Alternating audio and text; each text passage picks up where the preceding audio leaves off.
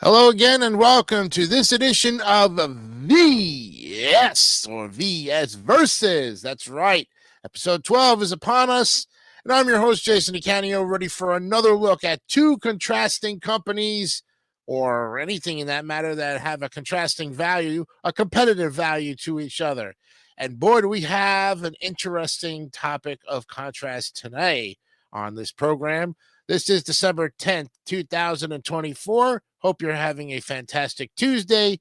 Let's take a look at what we've got tonight. First of all, two retro companies. One is still in business under a different name. And the other one, well, they folded back in 2012, probably were bought out by some other conglomerate in the gas station business. You know, gas stations come and goes. Well, these companies, they survived almost 60 to 70 years before they folded, so they had a pretty good track record. We'll look at the history of each one of these, compare and contrast them, put it out there on a poll for you to vote, see who you like better and which retro gas station reigns supreme. Will it be Gulf Oil or Getty Oil? You decide after we look at these two contrasting companies. But first, a word from our sponsor.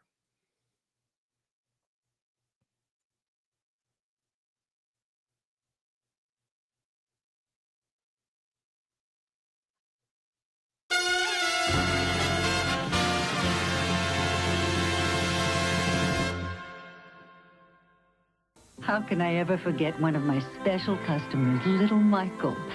Every week he'd come in, and every time he'd say, his eyes shining. Store reason, please, Mrs. Lang. One of those reasons I had to give him immediately. The others I put in a bag for him. Now there is Stork Chocolate Reason, a long-lasting, chewy chocolate caramel covered with rich chocolate, just right for Michael. Stork Chocolate Reason, please, Mrs. Lang. And Michael still eats the first one immediately. Stork Chocolate Reason, the everlasting chocolate chew.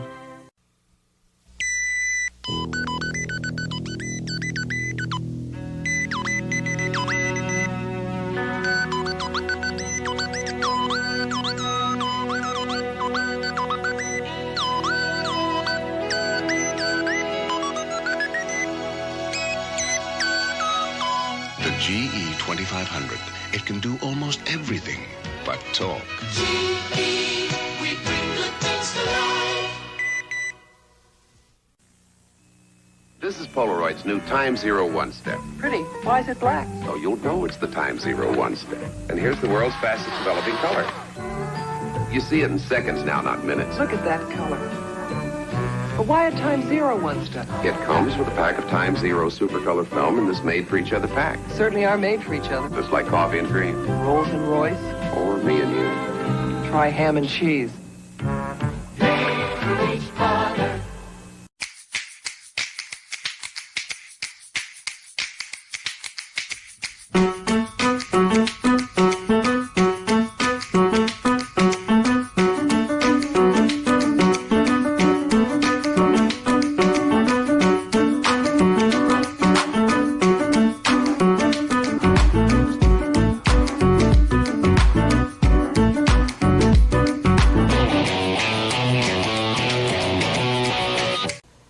Grapefruit juice? Sure, it's good for you, but... Great for dieting. But Plenty of healthy vitamin C, but But the taste? Well, pour on the pink for a taste you never expected. Ocean Spray Pink Grapefruit Juice Cocktail. Zesty, tangy, sweeter. this is grapefruit juice. It's not bitter. Hey, pour on the pink. Ocean Spray Pink Grapefruit Juice Cocktail. It's not just good for you, it's good. Ocean Spray good. My friend Al's having a big party to watch the big game. So I'm setting him up with some KFC Super Buckets. For just $9.99 each, he's getting 15-piece buckets, jumbo buckets of 36 hot wings, and variety buckets with 3 kinds of tasty chicken. I said, how are you going to carry all these? Oh, maybe that's why I'm invited. The KFC Super Buckets, just $9.99. Get them in Lake Edna or your neck of the woods.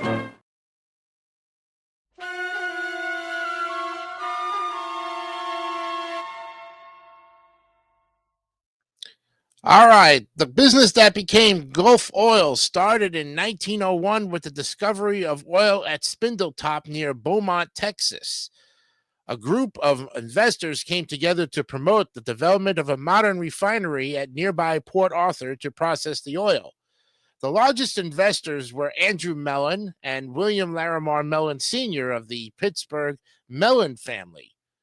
Now, other investors included many of Mellon's Pennsylvania clients, as well as some Texas wildcatters. Mellon Bank and Gulf Oil remained closely associated thereafter, and the Gulf Oil Corporation itself was formed in 1907 through the amalgamation of a number of oil businesses, principally the J.M. Guffey Petroleum Company, Gulf Pipeline Company, and Gulf Refining Companies of Texas. The name of the company refers to the Gulf of Mexico, where Beaumont lies. Now, output from Spindletop peaked at around 100,000 barrels per day, little over 16,000, just after it was discovered, and then started to decline. Later discoveries made 1927 the peak year of Spindletop production, but Spindletop's early decline forced the Gulf to seek alternative sources of supply to sustain its substantial investment in refining capacity. This was achieved by constructing the 400-mile Glen Pool pipeline connecting oil fields in Oklahoma with Gulf's refinery at Port Arthur. The pipeline opened in September of 1907, and Gulf later built a network of pipelines and refineries in the eastern and southern United States, requiring heavy capital investment. Thus, Gulf Oil provided Mellon Bank with a secure vehicle for investing in the oil sector. Gulf promoted the concept of branded product sales by selling fuel in containers and from pumps marked with a distinctive orange disc logo. A customer buying Gulf-branded fuel could be assured of its quality and consistent standard. In the early 20th century, non-branded fuel in the United States was often contaminated or of unreliable quality. Gulf Oil grew steadily in the interwar years, with its activities mainly confined to the United States. The company was characterized by its vertically integrated business activities and was active across the whole spectrum of the oil industry: exploration, production, transport, refining, and marketing. It also involved itself in associated industries such as petrochemicals and automobile component manufacturing. It introduced significant commercial and technical innovations, including the first drive-in service station in 1913, complimentary road maps, drilling over water at Ferry Lake, and the catalytic cracking refining process, which is Gulf installed the world's first commercial catalytic cracking unit at its Port Arthur, Texas refinery complex in 1951. Now, Gulf also established the model for the integrated international oil major, which refers to one of a group of very large companies that assumed influential and sensitive positions in the countries in which they operated. In 1924, it acquired the Venezuelan American Creole Syndicate's leases in the strip of shallow water 1.5 kilometers wide along the Lake Maracaibo east shore. In Colombia, Gulf purchased the Barco Oil concession in 1926, and the government of Colombia revoked the concession the same year, but after much negotiation, Gulf won it back in 1931. However, during a period of overcapacity, Gulf was more interested in holding the reserve than developing it, and in 1936, Gulf sold Barco to the Texas Corporation, now Texaco, and they would eventually all merge as Chevron. Now, Gulf had extensive exploration and production operations in the Gulf of Mexico, Canada, and Kuwait. The company played a major role in the early development of oil production in Kuwait, and through the 1950s and 60s, apparently enjoyed a special relationship with the Kuwaiti government. This special relationship attracted unfavorable attention since it was associated with political contributions and support for anti-democratic politics, as evidenced by papers taken from the body of a Gulf executive killed in the crash of a TWA aircraft at Cairo in 1950. In 1934, the Kuwait Oil Company was formed as a joint venture by Anglo-Persian Oil Company, now BP and Gulf, or the APOC. Both APOC and Gulf had equal shares in the venture. KOC pioneered the exploration for oil in Kuwait during the late 30s, and oil was discovered at Bergen in 1938, but it was not until 1946 that the first crude oil was shipped. Oil production started from Rod Dahatin in 1955 and Minigish in 1959. KOC started gas production in 1964. It was the cheap oil and fuel being shipped from Kuwait that formed the economic basis for Gulf's diverse petroleum sector operations in Europe, the Mediterranean, Africa, and the Indian subcontinent. Now, these last operations were coordinated by Gulf Oil Company, Eastern Hemisphere Ltd, from their offices at 2 Portman Street in London, W1. And while serving as general manager and vice president of Gulf Oil, Willard F. Jones facilitated the expansion of crude oil import from Kuwait, a nation that was, at the time, a yet incipient supply region to the United States. This expansion program, implemented by Robert E. Garrett and Jones, consisted of construction of a fleet of supertankers and was meant to result in a sharp increase in the processing of crude oil and various petroleum products at a time when the domestic demand for such products was at an unprecedented peak. Gulf expanded on a worldwide basis from the end of the Second World War. The company leveraged its international drilling experience to other areas of the world, and by mid-1943, had established a presence in the eastern oil fields of Venezuela as the Men Grande Oil Company. Much of the company's retail sales expansion was through the acquisition of privately owned chains of filling stations in various countries, allowing Gulf outlets to sell product, sometimes through matching arrangements, from the oil that it was lifting in Canada, the Gulf of Mexico, Kuwait, and Venezuela. And some of these acquisitions were to prove less than resilient in the face of economic and political developments from the 1970s on. Gulf invested heavily in product technology and developed many special products, particularly for application in the maritime and aviation engineering sectors. It was particularly noted for its range of lubricants and greases. But Gulf Oil reached the peak of its development around 1970. In that year, the company produced 1.3 million barrels of crude daily, held assets worth $6.5 billion, that's about $51 billion today, employed 58,000 employees worldwide, and was owned by 163,000 shareholders. In addition to its petroleum marketing interests, Gulf was a major producer of petrochemicals, plastics, and agricultural chemicals. Through its subsidiary, Gulf General Atomic, Inc., it was also active in the nuclear energy sector.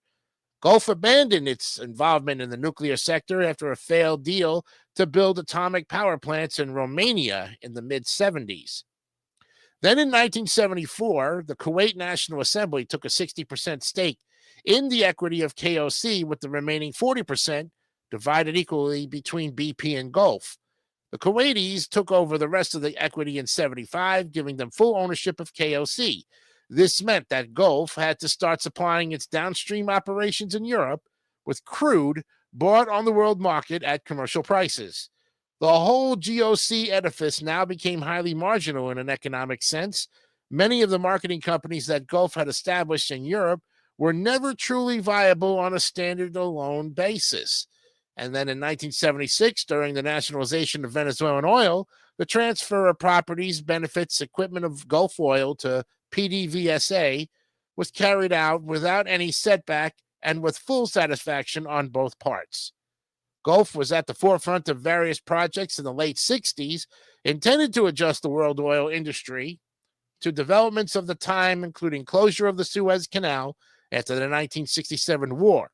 In particular, Gulf undertook the construction of deepwater terminals at Bantry Bay in Ireland and Okinawa in Japan, capable of handling ultra-large crude carrier vessels serving the European and Asian markets respectively.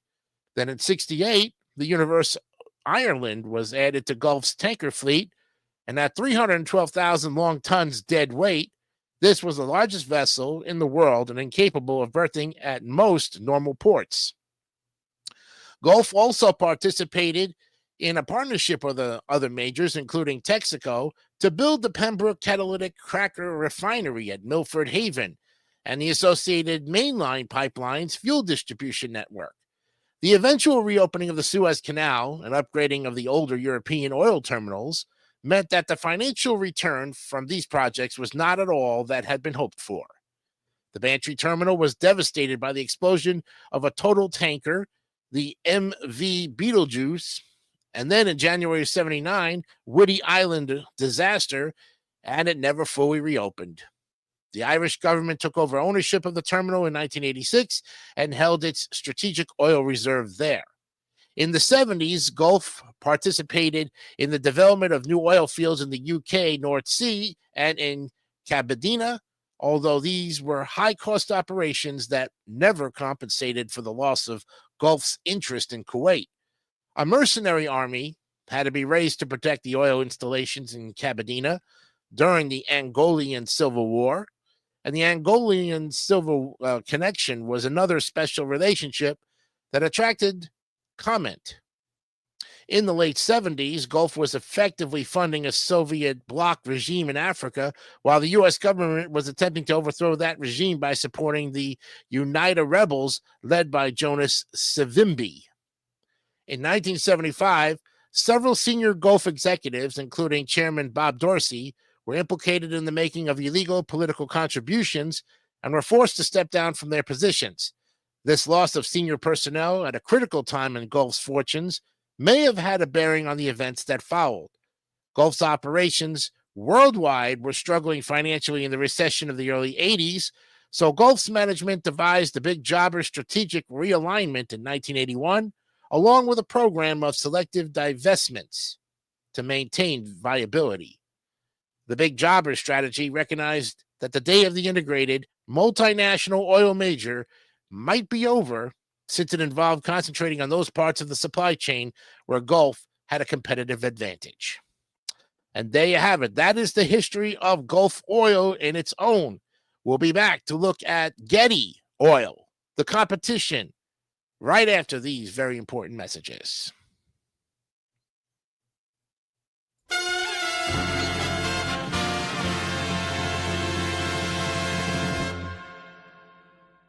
Is this the reaction you get when you serve your kids vegetables? So how do you get them to eat their vegetables? Just add Cheese Whiz. Cheese Whiz. It's got the unique cheesy taste kids love, no matter what it's on.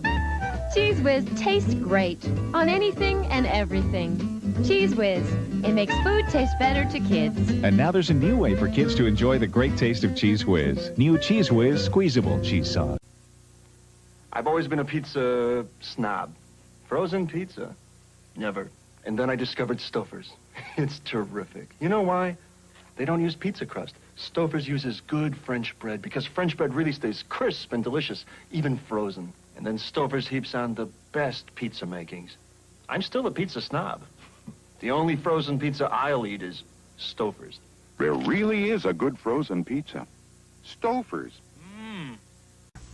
If I'm feeling mellow, I just want cheese and tomatoes. If I'm feeling attractive, I say put on some pepperoni, you know?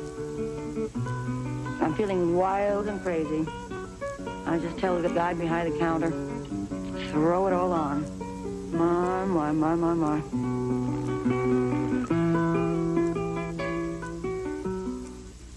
Hello, I'm here to tell you a little bit about pizza etiquette.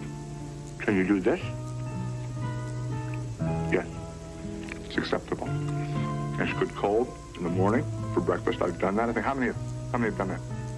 Can you take it and go from the other end, crust first? No, I'm sorry. You have to start at the point.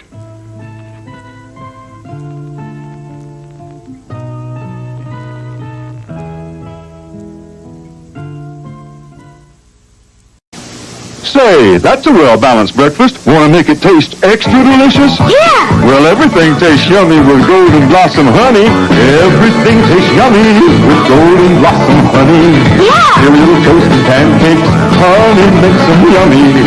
Muffins, waffles, pastry too. Breakfast goes with honey. Everything tastes yummy with Golden Blossom honey. Gee, you really know your honey. Love that Golden Blossom. McDonald's new McDLT. It could be the best tasting lettuce and tomato hamburger ever. You get a hot side hot. You get a cool side cool. New McDLT. And the hot stays and the cool stays. New McDLT. It's a good time for the great taste of McDonald's. New McDLT. Come on in and try McDonald's new McDLT for the everyday low price of just $1.49. We think you'll agree McDLT could be the best hamburger value ever. Well, enjoy your new soda. Thanks. Hello, Joan. A Serta. Does this mean you won't count us anymore? One, come up here. Come on. Feel that comfort. Never. I'd like to try. Yeah, me too. Hey, guys. Hey, well, hold it. Hey, stop it. No, this is unprofessional. I forgot to get ye. Happy now, mattress man? Serta, we make the world's best mattress.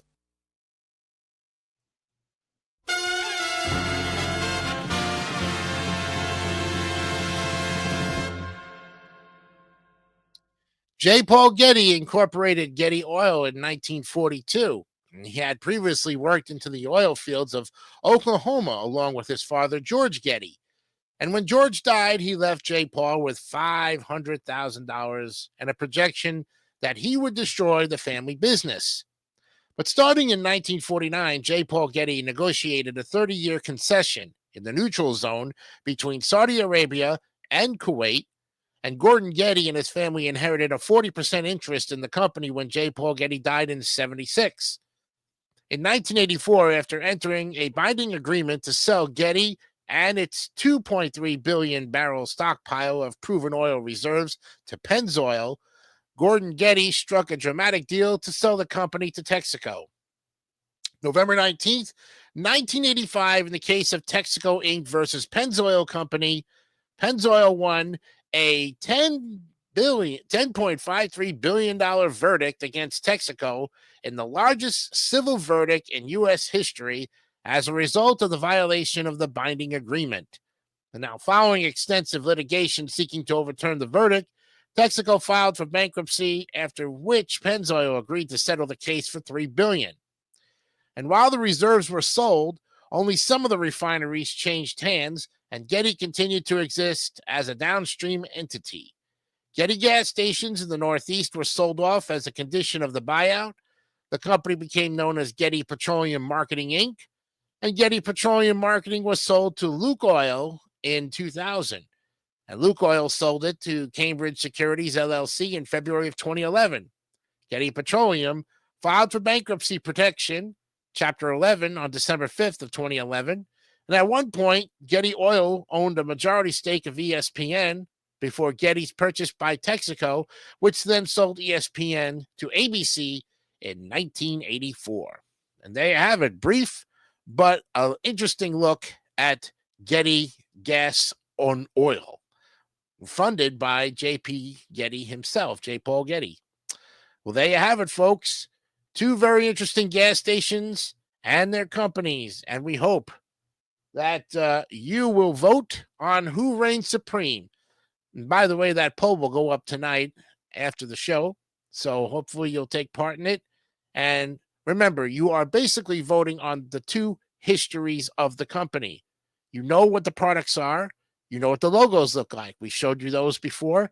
And you're pretty much familiar. Now, if you're not familiar with these because you are still younger and you were born after the 1990 or in 2000, we would advise you to ask your parents or your grandparents about this. Don't be ashamed to do that, folks. Retro gas stations have a mind of their own sometimes, and it's okay to ask for help when trying to submit a vote.